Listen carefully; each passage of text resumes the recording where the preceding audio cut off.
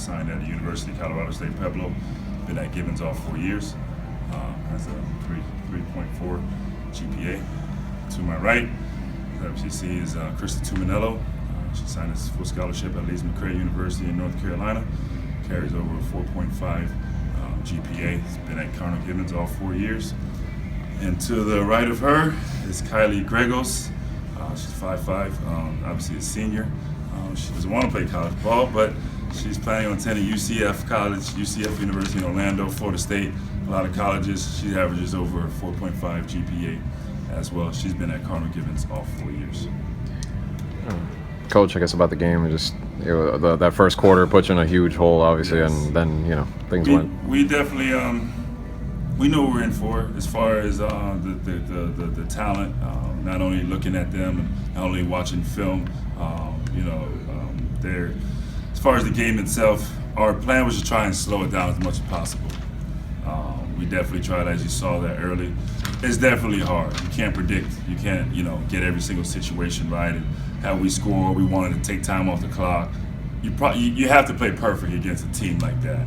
Obviously, they're ranked 51 nationally and second overall in the state and number 1 in Class 4A. You definitely have to do a lot of things, but it just didn't go our way in the first quarter. If you told me what I wouldn't change the game plan. I mean, those girls can knock down jump shots. I mean, you got to pick your poison. Come on, what are you gonna give up and 1 layups? They knocked him down. I saw he made a change in his lineup right away. He started 2 shooters, number 1 and number 14. It's a well-coached team. It's the first time I met him, so I shook his hand and said good luck. And obviously, you got Jordan Lewis, who anchors it, going to Alabama.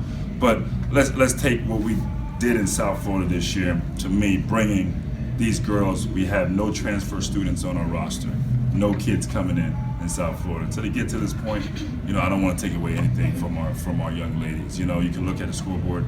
Yeah, it was a 35-point game, but at the end of the day, it takes nothing away from the heart and the sportsmanship and the things that we show, because these girls are growing up to be young ladies next year. But we're just elated that you guys have had us at FCHA and getting to this point.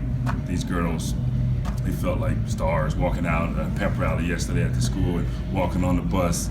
It's just a true feeling. So these girls have tears of joy right now, to be honest with you. After the first quarter, 19-2, obviously they were a juggernaut. Yes. After the first quarter, you're realizing they are. Yeah. What's going through your mind? Because you're probably thinking, what else can I do at this point? Because you really can't make an adjustment that could stop something like that. No, it's like a freight train coming at you, and you're hoping that it hits a bump and it jumps over, runs off track. But what can you do? I just told the girls, and they've done it all year long. This is our 5th loss this year, and every single one of them, they played hard. All 22 wins, they played their heart out. And you saw in the second half, and they kept playing. And the reason why I say that, he definitely kept the starters into the end, because we weren't backing down.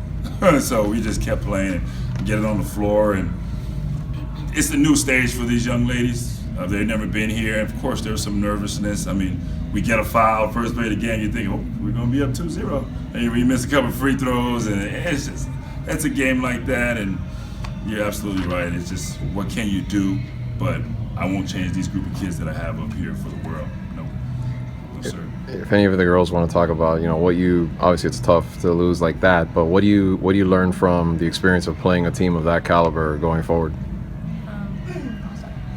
As not playing like AAU basketball, coming in as a freshman, just picking up a ball and meeting a great coach like Mr. Gordon, who took such great interest in me. He knew I had, I really didn't have a future in basketball, and he just took interest in me.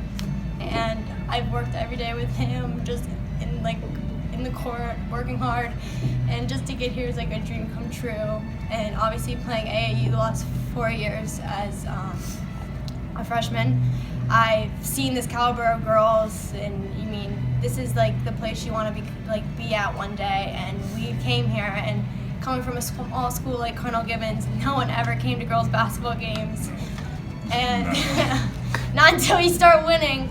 And then this year we want to change that, and you saw the attendance us 5 starters. Us 5 starters wanted to make a difference here, and us 3 being all together freshman year, we knew what we had coming in as freshmen in our heart and our hard work. And this year has become a dream come true, winning districts, winning regionals, and of course coming to Lakeland. Like, there's nothing, we'll never forget this moment and memories. Even though we didn't get what we wanted, we've grown and learned so much, and we want to thank you for this opportunity. Krista, was that the hardest 16 points you ever got in your life? Yeah, definitely. I had to work hard for everything. But with Kevin, I've known him for 6 years now. I've been on his AAU team since I was little, and he put us in the opportunity to score today. And we tried our hardest. It's just hard because it's our last high school game, obviously. But I mean, he set me up for my future, so I love my team and I love my coach, and I wouldn't trade anything for it. And I'm just glad that he got us here and gave us the opportunity, and I'll never forget this moment. That's good. Yeah.